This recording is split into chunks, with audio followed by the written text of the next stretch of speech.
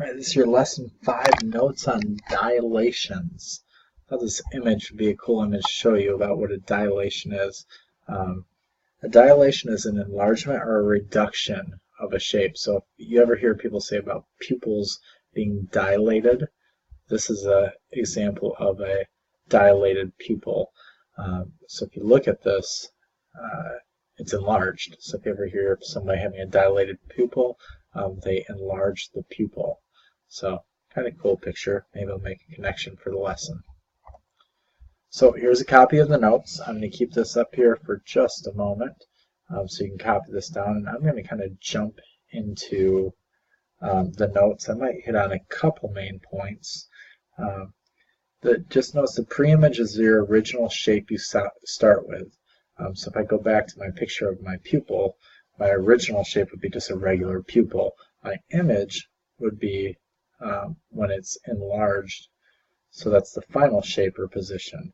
And when you say an image to a pre-image, you'll see you'll have triangle ABC right here, and then you have triangle A prime, B prime, and C prime. And this is an enlargement here because this triangle is bigger.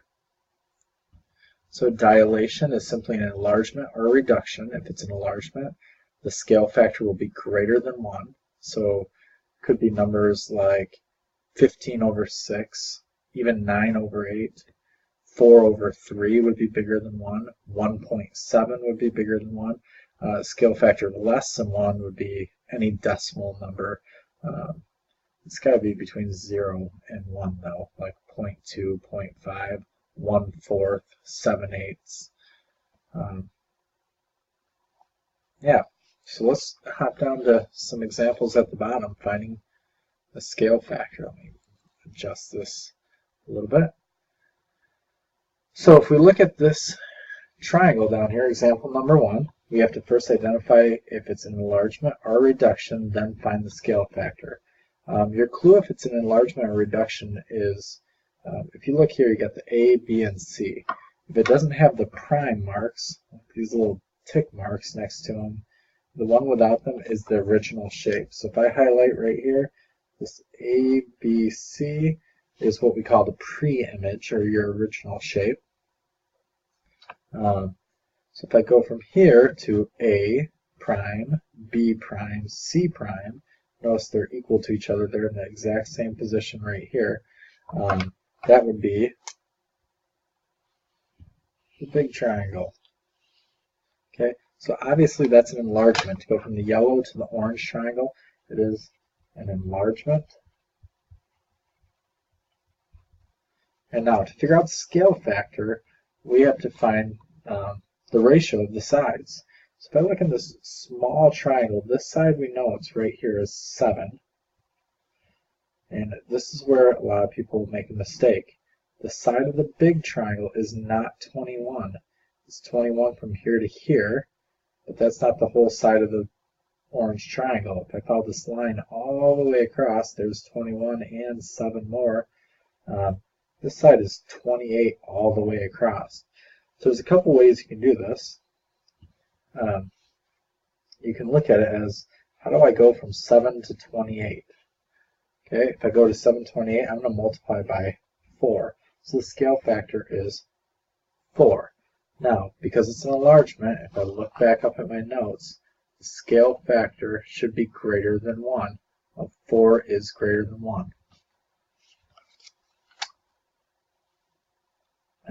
The other way you could do that is you could figure out how many times 7 goes into 28. I know it goes into 28 4 times, so I could do 28 divided by 7 on my calculator. That would give me a 4. I would know because it's an enlargement, it's a 4. If I did the other way around, it's 7 divided by 28, I would get 1/4, but I've only put 1/4 if it's getting smaller. In this case, it got bigger. So number 2. Sorry about the shaking there. So number 2, if you look at this problem, here's A prime, B prime, C prime, D prime. So we're going to follow the same though. And here's A, B, C, D, back over to A. The one in yellow, again, is the original shape. It does not have the little prime marks by it. This other shape is the result, or the image. So pre-image to image. Obviously, this is a reduction because it gets smaller. Now, if I'm looking at this problem, I want to pick the side that's the easiest to find out. I could do the Pythagorean theorem here and get the length of C to D, but I don't want to do that. I want to just count. If I take these two sides that are flat and right on the line, I can just count across. 1, 2, 3, 4, 5, 6, 7. So it looks like the length of this whole side is 7. And if I count on the image, it's 1, 2, 3, 3.5. So now, you can do this two ways. If you think about it, you think again, is it 3.5 over 7? Or is it 7 divided by 3.5? That's the question. Well, if I do 3.5 divided by 7, I get 1/2. If I do 7 divided by 3.5, I get 2. So I look up, is this a reduction or is it enlargement? If it's a reduction, I got to make it smaller. I use the 1/2. It's less than 1. If it was an enlargement, I would use the times 2. So I'm not going to use that for this example. All right. Okay, example number 2. It says find the image of the following figures using the given dilation rule. So notice we got point x, y. Okay, that's just an ordered pair like 1, 2. And the rule is 3x, 3y. In other words, we're going to multiply our x and our y by 3. So if we're multiplying by a number greater than 1, this would be an enlargement. Okay, that would be an enlargement. So literally what we're going to do is we're going to take this x and y and we're going to replace it with our x's and y's below. What I did is I put the points down already for these points. So point A is over 1 up 2. That's where the 1, 2 comes from. B is backwards 1 and at 0. That's negative 1, 0. And C is over 2 and down 1. That's where 2, negative 1 comes from. So we're going to take each of these and we're going to multiply them by 3. So I'm going to do 3 times 1, comma, 3 times 2.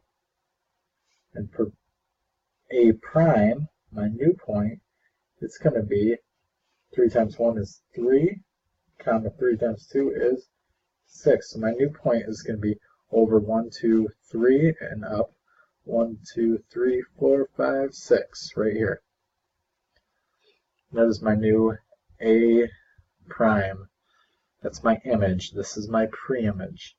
Okay, going on to point B, we're going to multiply those by 3. So negative 1 times 3, I'm just going to jump down here. Negative 1 times 3 would be negative 3, comma 0 times 3 would be 0. This is my B prime. So it was at negative 1, 0. Now it's at 1, 2, 3, negative 3, 0. That would be B prime. For C, we're going to multiply both of those by 3. So 2 times 3 is, this is C prime. 2 times 3 is 6. 3 times negative 1 is negative 3. So that is my C prime. So I'm going to go over 6. 1, 2, 3, 4, 5, 6, and down 3. This is C prime. Now when I connect those points, I can clearly, oops, not a very straight line there, I should use a ruler. I can clearly tell that this is an enlargement. Alright. Number 2. We got point x, y, and now notice now it's 1/4 x and 1/4 y.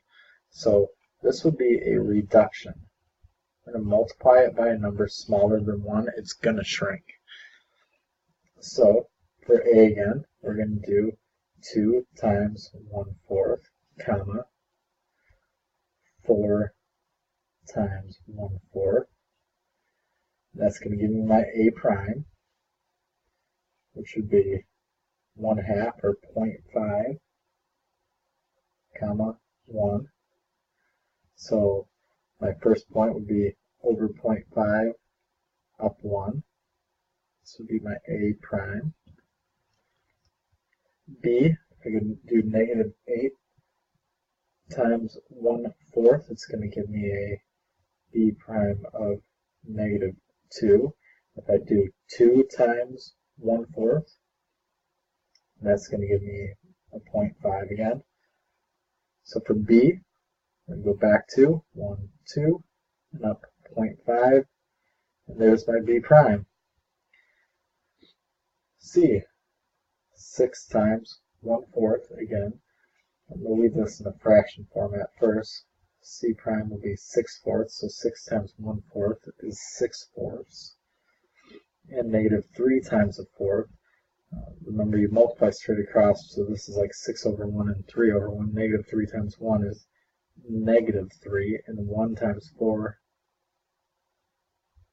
is 4. It's some good practice in case there's a no calculator part for this.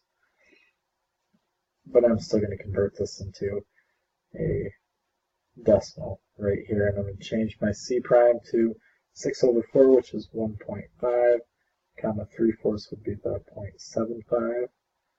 That would be a -0.75. So I would go over 1.5 and down about 3/4. There would be my C prime. Connect the dots. Okay, make my lines any straighter. And there is, the big one is my pre-image, and the small one is my image.